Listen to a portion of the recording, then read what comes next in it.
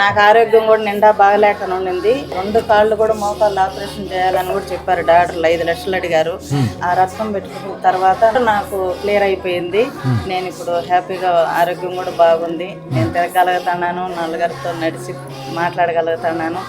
ప్రతి ఒక్కరూ రత్నం పెట్టుకొని ప్రతి ఒక్కరు కూడా అందరూ మంచి లాభం పొందాలని, బాగుండాలని, ఆరోగ్యంతో ఐశ్వర్యంతో అందరూ బాగుండాలని కోరుకుంటున్నాను సార్. అక్కడే కట్టాలనేసి డబ్బు నేను కట్టైనా తీసుకుంటాను, కానీ ఇబ్బంది లేకుండా ఉండాలి గురూజీ. ఇప్పుడు గవర్నమెంట్ ల్యాండ్ అయితే కూడా గుడికి అభ్యంతరం ఉంటుందమ్మా, ఏం అభ్యంతరం? అందుకనేసి ఆర్ఐ సార్ కూడా చెప్పారు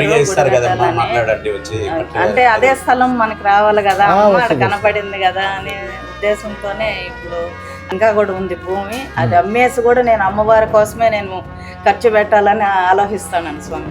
12 కోట్లు 100 కోట్లు సంపాదించాలనుకున్న మంత్రం ఓటిస్తారు. ఆల్రెడీ శక్తి ఉంది కాబట్టి 100 కోట్లు సంపాదించే మార్గం చూపించమని రాత్రిపూట అమ్మవారికి చెప్పాలి. వాడికి అదే దారిలో వెళ్ళేటట్టు చూపించేస్తుంది. మీకు 100 కోట్లు సంపాదిస్తానని నమ్మకం ఉందా? నమ్మకం ఉంది స్వామి.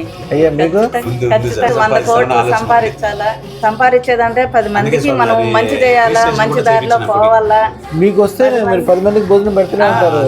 అన్నదానము, వస్త్రదానము చేయాలనేసి నాకు సంకల్పం ఉంది స్వామి.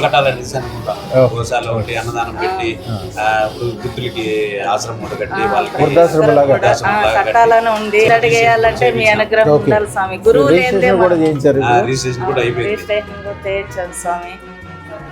అమ్మే నడిపించాలా, మీ గురువు లేనిదే దైవం లేదు, మీరుంటేనే నేను నడుస్తానని నాకు ఆ నమ్మకం ఉంది. మీ పీఠంలో ఎప్పుడు నేను ఉన్నానే అనుకోండి. మీ సంకల్పం చాలా మంచిది. మీలాంటి వాళ్ళకి ధనం రావడం వలన అందరికీ ఉపకారం జరుగుతుంది. ప్రతి ఒక్కరు కూడా మంచి చేయాలా, మనం స్వార్థంగా ఉండకూడదు. ఖచ్చితంగా ఆమెకి సేవ చేసి రోజు పొద్దున్నే ఒకటి అనుకోండి, ఇప్పుడు అనుకున్నట్టే అద్భుతంగా ఉంది, అద్భుతంగా ఉంది, అద్భుతంగా నాతోనండి 3 సార్లు అద్భుతంగా ఉంది. అయ్యా మీరు కూడా చెప్పండి 3 సార్లు అద్భుతంగా ఉంది, అద్భుతంగా ఉంది, అద్భుతంగా ఉంది. మీకు అదే జరుగుతుంది. రోజు పొద్దున్నే లెగంగానే రకరకాల విచిత్రాలు, మ్యాజిక్లు, అమ్మవారి అనుగ్రహము, ధనము, అందరూ ఊర్లో అమౌంట్ వస్తుందని కూడా నేను అనుకోలేదు స్వామి. ఒకప్పుడు నాకు అక్కడ భాగమే లేదనే పరిస్థితి, నేనే దగ్గరుండి క్లియర్ చేసే పరిస్థితి, నా చేతిని నలుగురికి పంచే పరిస్థితి వచ్చింది ఈ రోజు. నేను చాలా సంతోషంగా ఉన్నాను స్వామి ఈ రోజు.